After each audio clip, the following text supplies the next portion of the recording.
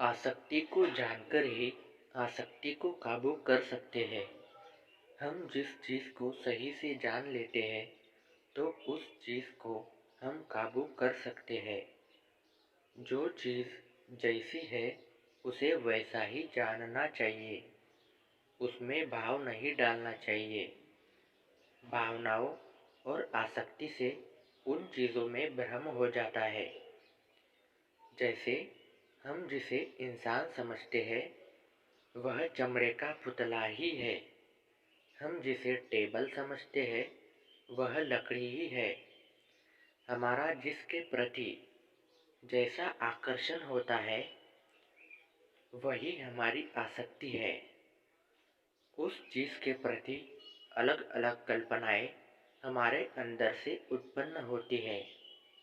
मतलब जैसी कल्पनाएं और विचार हमारे भीतर से उठ रहे हैं वह हमारी आसक्ति की वजह से है। मतलब जिस चीज़ का विचार आ रहा है उस चीज़ की आसक्ति हमारे मन में है। इस प्रकार हम उसे शांत चित्त से जानकर आसक्ति पर काबू पा सकते हैं। इस प्रकार धीरे धीरे करके जब हमारी सारी आसक्ति और इच्छाएं खत्म हो जाएगी तब हमें आत्मज्ञान होने लगेगा। अहंकार और वैराग्य। अहंकार ऐसी चीज है जो हमें आत्मज्ञान होने नहीं देती, झूठे सुखों के पीछे भगाती रहती है और आत्मा के सच्चे आनंद से वंचित कर देती है।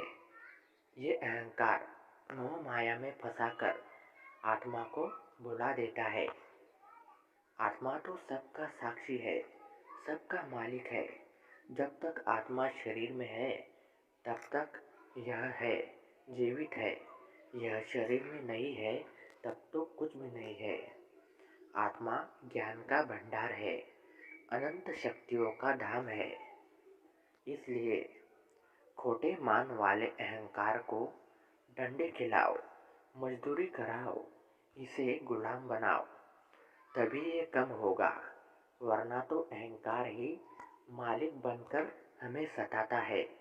यह अहंकार तो ऐसा है कि जाता नहीं और इसके न जाने से आत्मज्ञान होता नहीं।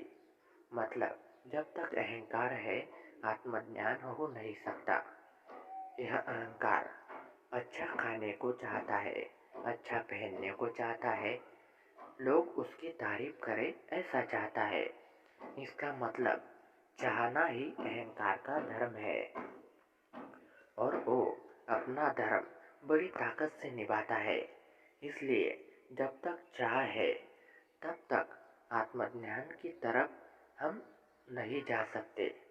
हमें इस अहंकार को पोषण नहीं देना चाहिए। हम तो अहंकार को खिलाते पिलाते हैं और उसकी हर इच्छा पूरी करते हैं। इसलिए अहंकार हमारे सर चढ़कर बोलता है, हमारा आत्मज्ञान भुला देता है और मेरी सुनो ऐसा कहता है। इस अहंकार से भूख लगती है, वह भूख मिटाने पर और इच्छा करता है। इस अहंकार की भूख तो ऐसी है कि मिटाए मिटती नहीं, बार बार लग जाती है। जितना पूरा करो उतनी ही लगती जाती है। इसलिए आत्मज्ञान की ओर हमें जाना चाहिए। हमें केवल आत्मा की ही भक्ति करनी चाहिए।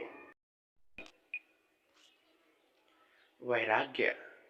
वैराग्य प्राप्त करने के लिए अपने आप से ये सवाल करने होंगे कि हम इस दुनिया में क्यों है, यह दुनिया क्यों है, यह सुख दुख क्यों है, मैं कौन हूँ, यह कहाँ से आ गया, यह सब कैसे उत्पन्न हो गया।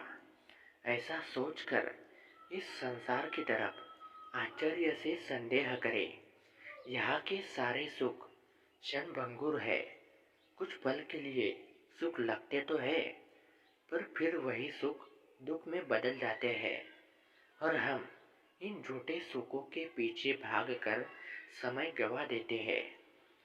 सच्चा सुख आत्मा में है, जो हमेशा रहेगा और हमें जन्म मरण रूपी पाप सागर से मुक्ति भी देगा। मैं शरीर हूँ, यह अहंकार ही झूठा है। मैं निराकार आत्मा हूँ, यह सच है। मैं अकर्ता हूँ, यह सच है। मैं शरीर हूँ, मैं ऐसा हूँ, मैं वैसा हूँ। मैं यह करूँगा, फिर मुझे वह मिल जाएगा। यह अहंकार जब तक नहीं जाता, तब तक आत्मज्ञान नहीं होता। यह शरीर को सुंदर समझते हैं, यही हमारी गलती है। अरे, शरीर तो चमड़े का पुतला है, जिसमें पसीना, रक्त, पानी और दुर्गंधी किसी फोड़े के भांति बहती ही रहती है। इस शरीर में अनेक रोग उत्पन्न होते हैं। बचपन जवानी में बदल जाता है और जवानी बुढ़ापे में। यहाँ की कोई चीज स्थिर नहीं रहती। बस आत्मा सब अवस्थाओं में स्थिर है, साक्षी है, सबका आधार है और सबका जीवन भी। इसलिए मुक्ति की ओर ही हमें कदम उठाना चाहिए।